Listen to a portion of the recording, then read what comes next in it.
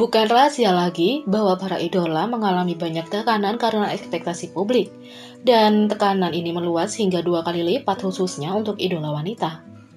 Idola wanita di Korea menghadapi banyak ekspektasi yang diberlakukan pada mereka oleh masyarakat umum.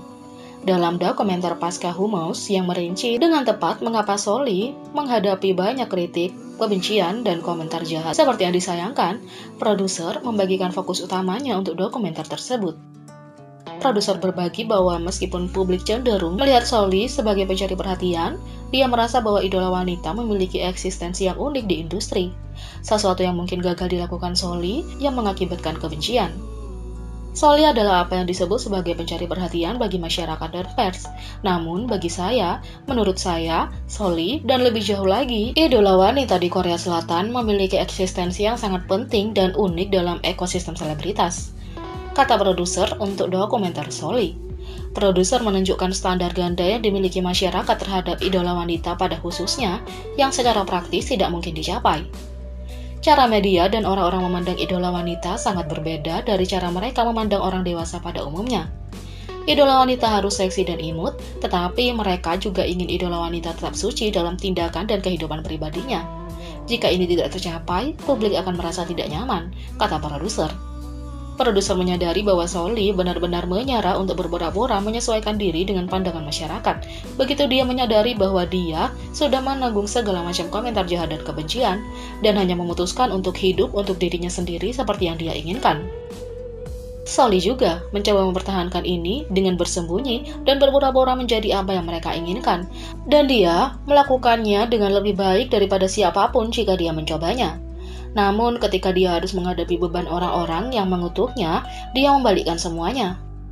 Saya orang seperti ini, beginilah cara saya hidup. Dia menunjukkan itu kepada semua orang, kata produser. Keberanian Soli membantu mematahkan stereotip yang dipaksakan pada idola wanita, memungkinkan masyarakat yang ingin bebas, tetapi sayangnya dengan harga nyawanya sendiri. Saya pikir itu membantu mematahkan stereotip dan cara orang memandang idola wanita, kata produser. Kepergian Soli akan selamanya tetap ada dalam sejarah sebagai kasus tragis keberanian, keindahan, dan keberanian untuk hidup bebas. Meskipun dokumenter tersebut belum dirilis secara internasional, berikut adalah apa yang dikatakan produser. Soli adalah apa yang disebut sebagai pencari perhatian bagi masyarakat dan pers. Namun menurut saya, Soli dan lebih jauh lagi idola wanita di Korea Selatan memiliki eksistensi yang sangat penting dan unik dalam ekosistem selebritas. Cara media dan orang memandang idola wanita sangat berbeda dari cara mereka memandang orang dewasa pada umumnya. Idola wanita harus seksi dan imut, tetapi mereka juga ingin idola wanita tetap suci dalam tindakan dan kehidupan pribadinya. Jika ini tidak tercapai, publik akan merasa tidak nyaman. Soli juga mencoba mempertahankan ini dengan bersembunyi dan berpura-pura menjadi apa yang mereka inginkan, dan dia melakukannya lebih baik daripada siapapun jika dia mencobanya. Namun ketika dia harus menghadapi beban orang-orang yang mengutuknya, dia membalikkan semuanya. Saya orang yang seperti ini, beginilah cara saya hidup. Dia menunjukkan itu kepada orang-orang. Meskipun orang mengira dia aneh dan mengutuknya saat dia masih hidup, saya pikir itu membantu mematahkan stereotip dan cara orang memandang idola wanita. Sekarang kalau dipikir-pikir lagi, Soli tidak melakukan kesalahan apapun. Mengapa orang-orang tidak nyaman dengannya? Saya berharap begitulah cara pola pikir kita meluas dan bias kita juga, kata produser. Selain itu, Tiffany Girls Generation berbagi apa arti platform media sosial bagi idola K-pop seperti dia dan Soli.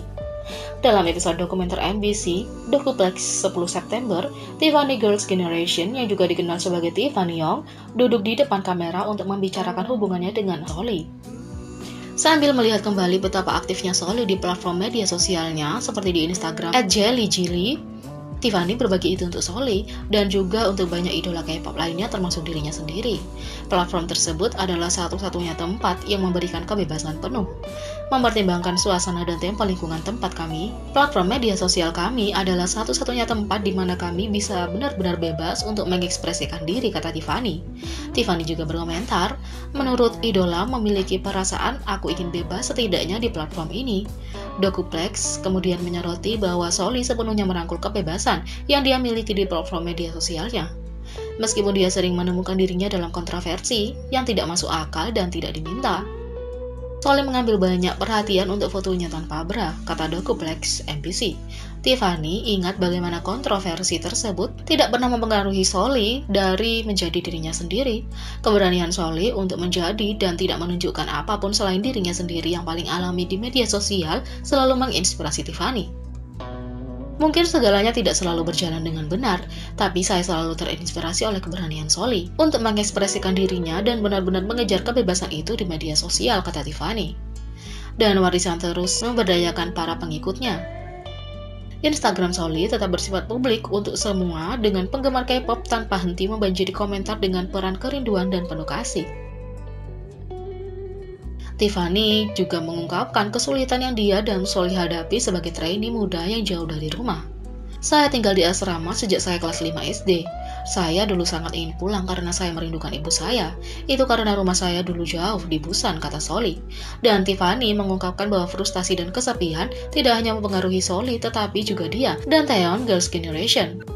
Sejujurnya, kita bahkan tidak tahu bagaimana tubuh kita seharusnya bekerja pada usia tersebut. Kami terus-menerus seperti di mana ini, siapa saya, hari apa itu, apakah saya menyelesaikan tugas sekolah, dan bahkan ketika kami merasa frustasi, kami belum cukup dewasa untuk benar-benar memahami dari mana emosi itu berasal. Kami semudah itu berada di lingkungan itu, kata Tiffany. Kembali pada tahun 2004 ketika siswa sekolah menengah Tiffany memulai pelatihannya dengan SM Entertainment setelah berperan di Los Angeles. Dia mulai tinggal di asrama dengan rekan satu grupnya Taeyeon. Tiffany dan Taeyeon dengan sepenuh hati memeluk Soli sebagai bayi asrama. Saat SD, Soli tiba ke Seoul ke asrama bersama mereka. Pada 2011, Soli muncul dalam sebuah wawancara di MBC Come to Play dan berterima kasih kepada Tiffany dan Taeyeon karena telah merawat dia dengan baik selama mereka tinggal bersama. Saya sangat menyukai dan mempercayai teman-teman saya. Ketika saya datang ke Seoul sendirian, Tiffany dan Taeyeon adalah orang-orang yang bisa saya andalkan dan ikuti. Jadi, saya sangat berterima kasih untuk mereka, kata Soli.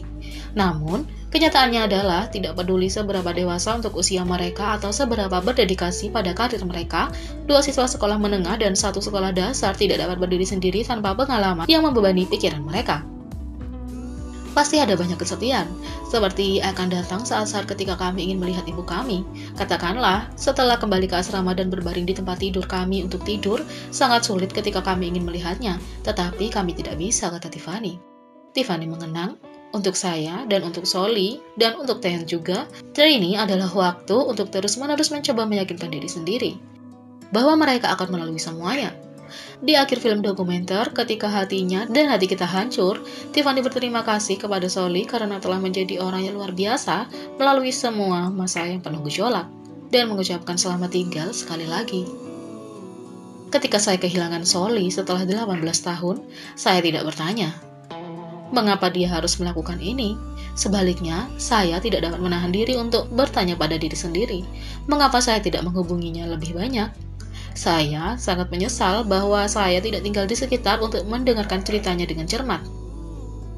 Jika saya bisa, saya ingin memberitahu dia bahwa saya bersyukur dia tetap berani, cerdas, dan positif selama masa-masa itu, kata Tiffany.